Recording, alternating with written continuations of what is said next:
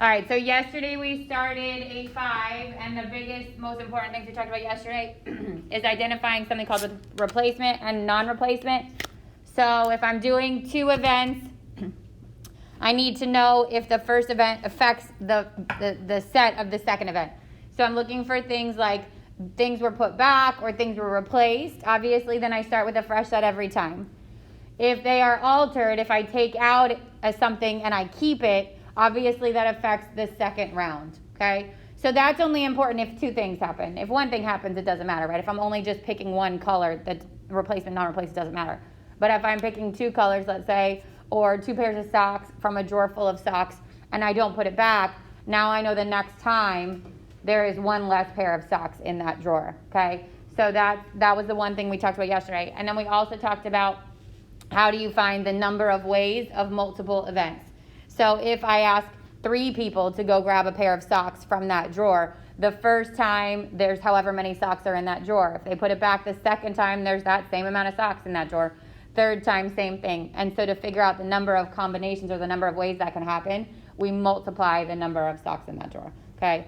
And we said things like a randomly generated number from a computer is always with replacement. A flip of a coin is always with replacement. A roll of the die is always with replacement because things don't eliminate from those. Like when you roll a die and it's a 5, the 5 doesn't disappear off the die, so it's not longer a choice, right? That's always a fresh set. Okay, so we left off with permutations. So a permutation, there are 2 types of probability we'll eventually learn, and it's permutation and combination. A permutation is determining the number of ways that a certain number of elements can be arranged in order. So we talked about it yesterday, like the order of things is important. That's called a permutation. So if I wanted to give you all like assigned seats, right? And you walk in here and you line up on the first row, and I say, okay, I'm going to fill that first seat. If there are 25 seats in this room, how many choices does that first person have? 25. Now they sit. Second person comes up. How many choices do they have? 24. Now the next person? 23. Now the next person? 22. Keep going, and what's happening every time? It's one less. So if I want to figure out the number of ways those seats are full, that's event times event times event. So it'd be 25 times 24 times 23 times 22. And what is that? What do we call that? What's the official word? What's the official word for the exclamation mark? Factorial. It's a factorial. Good. So anytime we're determining the number of ways that something can be put in order, we do a factorial. Okay? So if it said something like how many ways can 10 objects be put in order, we're simply doing 10 factorial. And this obviously these numbers will get high, and that's why we want the calculator. So this would be 10 factorial. And then remember that I showed you yesterday that somewhere on the calculator there's a probability menu, and in that menu there's your factorial button. So you want to make sure that whatever calculator you're going to use, you plan to use, you find that factorial button because you need it, okay? It's going to be a lot faster than doing 10 times 9 times 8 times 7 times, and that number could be something like 25, and you don't want to do 25 times 24 times 23, like all the way down. So I do 10 factorial, and I get 3, 6, 2, 8, 8, 0, 0. So 3,628,800 different ways 10 objects can be put into place. So one of the most confusing things that will happen in this chapter is the confusion between something called a permutation and a combination. A permutation, the order matters. So if I put Carlos in that blue seat and I put Danny in that pink seat, that's one way it could happen. But if I put Danny in the pink seat and Carlos in the blue seat, it counts as a different way. So that's order or arrange, anything like that, that means permutation. So example 7 says find the number of permutations of the following letters. So how many letters are there? 6. I just do 6 factorial. And this is another thing that standardized tests love, because somebody could sit there and try to say, okay, A, B, C, D, E, F, that's one way. Then rearrange them. B, C, D, E, F, A, that's another way. Then C, D, E, F, A, B, right? And then you go through all those ways when in fact I could just do 6 factorial, which is 720. So if you know what you're doing, these go a lot quicker. All right, now permutations of elements taken a certain number at a time. So let's say I only want to fill that pink and that blue seat. I only want to fill 2 seats, but I want to grab from the bank of all of you, right? So there's 2, 4, 6, there's 8 of you. So if I want to fill those 2 seats from different ways with all 8 of you, then it is P N R. The N would be how many of you there are, which is 8. The R is how many I want to use. So I'm using 2 at a time, okay? This is different from CNR. How?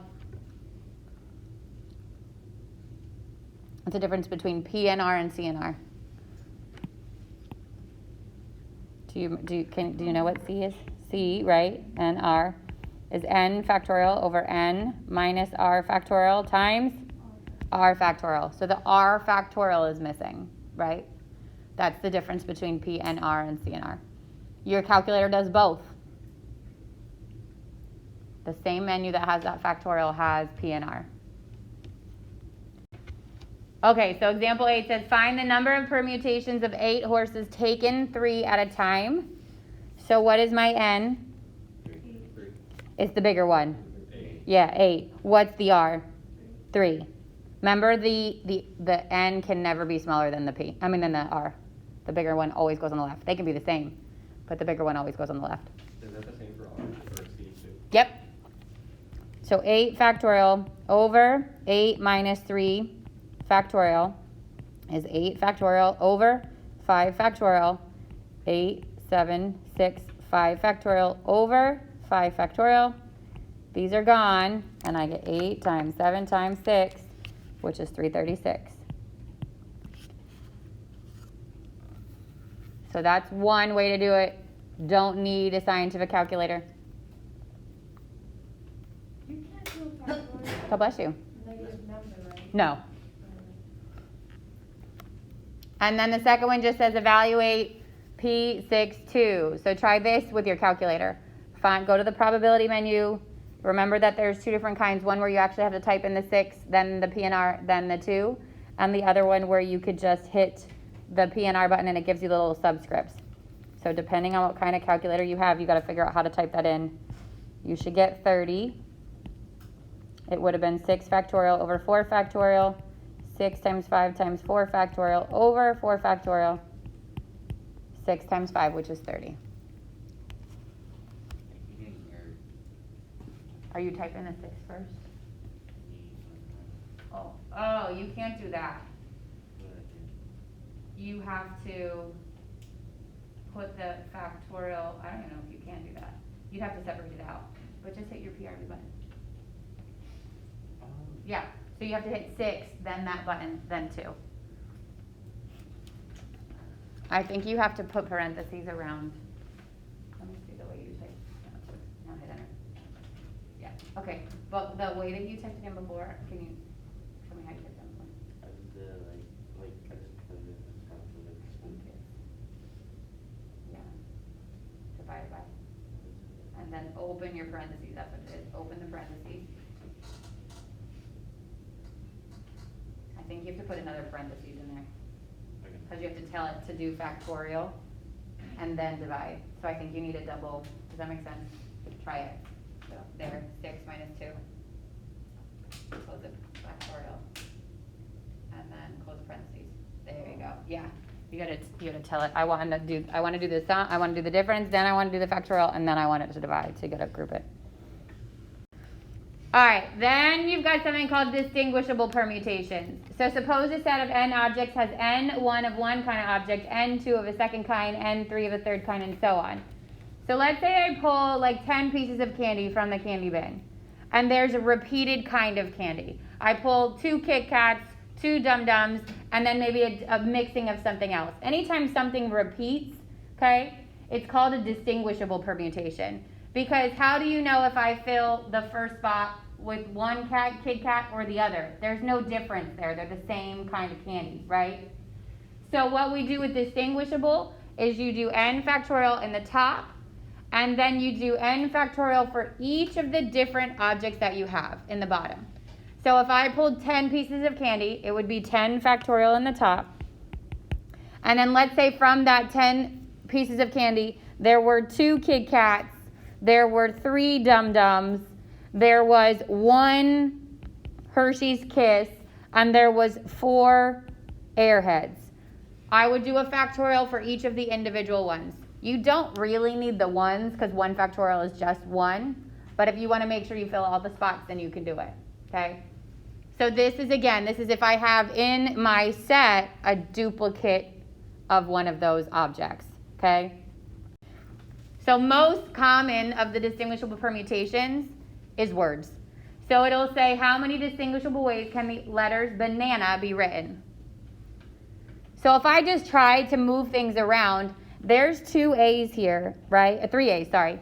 So if I start with an A at the beginning, how do you know which of the A's I just used? You don't, right? So this is when it changes from just simply putting these letters in order, okay? So what I do first is count how many letters there are in total. So 1, 2, 3, 4, 5, 6, and that's my numerator, 6 factorial. And then the different letters I have are B, A, N. How many B's are there? 1. How many A's are there?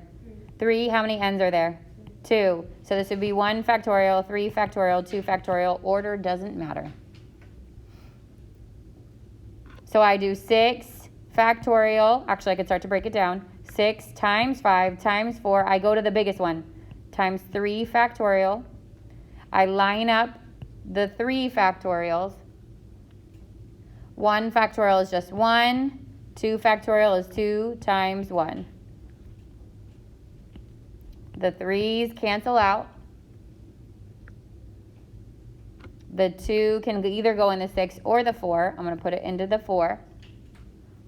And I get 6 times 5, that's 30, times 2, that's 60.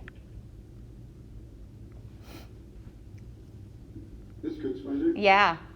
On the homework, do you want us to show out that work, or can we just put it in our calculator? So if you, and be careful when you put this in your calculator, you need to at least give me this part. Yeah. And then be careful because you have to group these. So like when you type it in, you've got to group all those, and inside the denominator, make sure they do the factorial, then do the product, and then divide. But that's fine. Okay. Yeah, you're welcome. Questions on that one? There's a whole website I learned a couple of years ago when I was trying to come up with questions of all the words with repeated letters. It's fantastic. Some have like 17 repeated letters. I wouldn't do that to you, but just realize that there's obviously, this is a really common, again, another common like standardized test question, because that's difficult to do without a shortcut like that. All right, then we get to combination. So remember, permutation is the order, the ways that it's done, arranged, that kind of thing. Those are permutation. A combination is just selecting a subset from a set in which order is not important.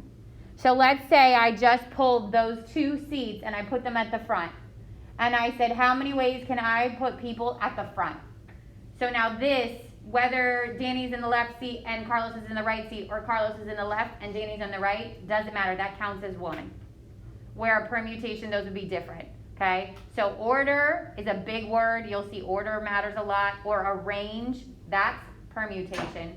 And then how many, sometimes it will say combination, it's very obvious. But something like this, how many ways numbers can be taken from the alphabet 3 at a time? It's not saying anything about the order of the letters when they're taken. So if I take A, B, C, it's the same as B, C, A. It's the same as C, A, B in a combination. So that's the difference, again, between combination and permutation. And I'll continue to give you examples because that's the hardest part to separate out. The way combinations should look familiar is CNR.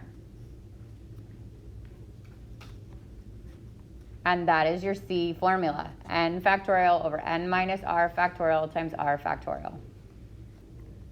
So if I was trying to figure out how many ways 3 letters can be taken from the alphabet, what's my N? 26, because there's 26 letters in the alphabet. What's my R? 3, because I'm taking 3 at a time.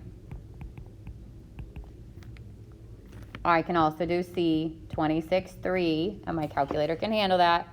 26, C, 3, and it's 2600.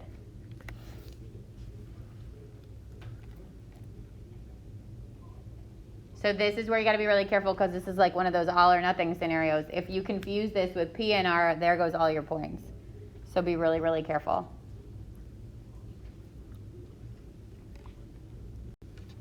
All right, so A says, in how many different ways can 3 letters be chosen from the letters A, B, C, D, and E? And write there flat out, the order of the elements is not important. So what do? C or P? C, it's a combination. What is my N? 5. What's my R? 3. So I can do 5 factorial over 5 minus 3 factorial times 3 factorial, 5 factorial over 2 and 3, 5, 4, 3, 2, 1. This cancels. 2 goes into the 4 twice. And I get 10. If the word arranged was in that first statement, if it said in how many different ways can the 3 letters be arranged instead of chosen, now that becomes a permutation.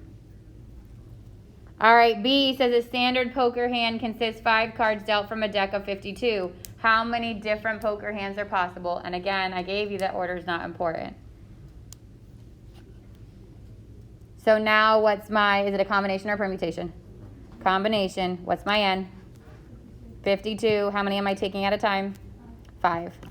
So 52 CNR, or NCR, sorry, God bless you. 5, 2, 5, 9, 8, 9, 6, 0. 2,598,960.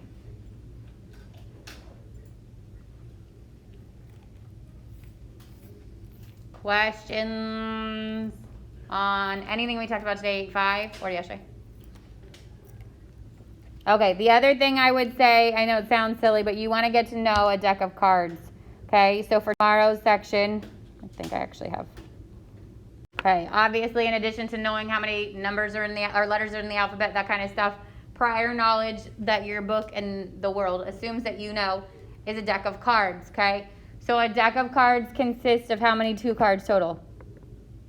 We just said it in the last example. 52. You ever heard of 52 card pickup? It's a great game. That means somebody throws the entire deck of cards on the floor and then you have to pick it up. Don't fall for that. Okay, there's 52 cards. There are 4 suits. They are, this is a club. This is a spade. This is a heart. That one should be obvious. This is a diamond. Okay. The club and the spade are black cards, and the heart and the diamond are red cards. So you're going to get questions about if it's black, if it's red, if it's a club, if it's a spade, if it's a heart, those kind of things, okay? So there are 14 of each of those. 13 cards in each suit.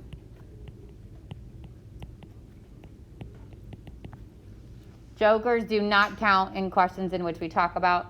If we're talking about value, obviously 2 through 10 has the value on, but anything that talks about like high or low, it will tell you if ace is high or if ace is low. Sometimes ace is considered to be the lowest card, like a 1, and sometimes ace is considered to be the highest card, like in blackjack, okay? And then something called a face card. You need to know face cards are the ones that actually have a physical face on them. So the jacks, the queens, and the kings are face cards. They literally have a face on them. People referred to as royals. Yeah. People mistakenly think that an ace is a face card though, and it's not. It doesn't have a face on it. So you think it literally has a face on it.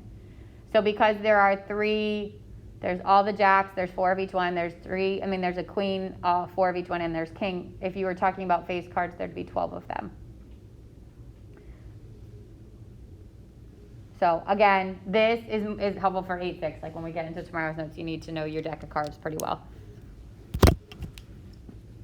Questions? Everybody's good? Yeah? All right, you've got some time.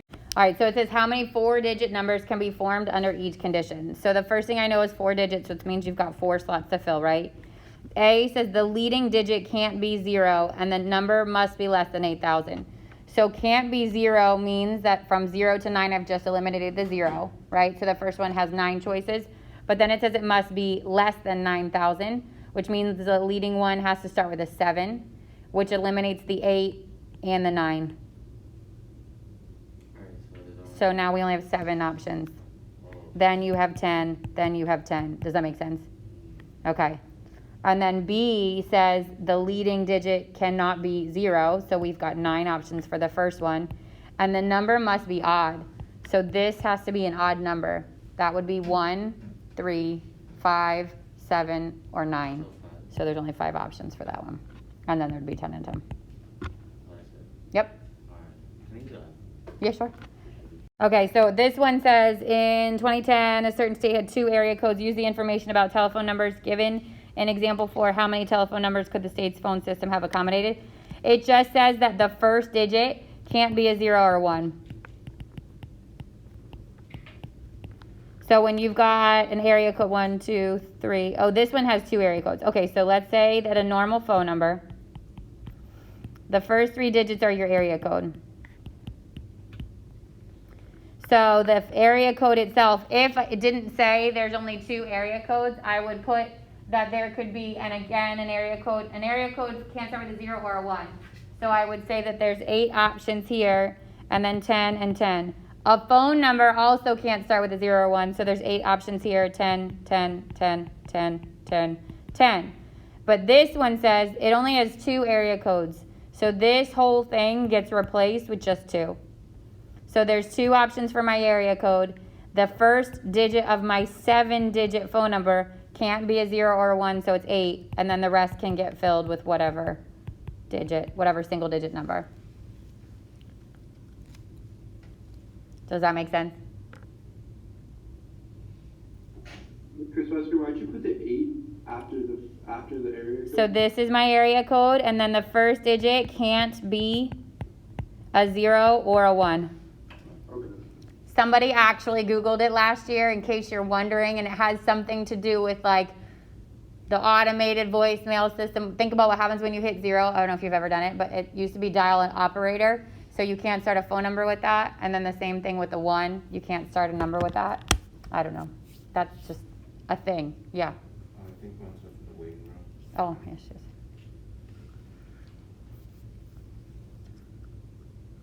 Any other questions from the homework while you work? Okay.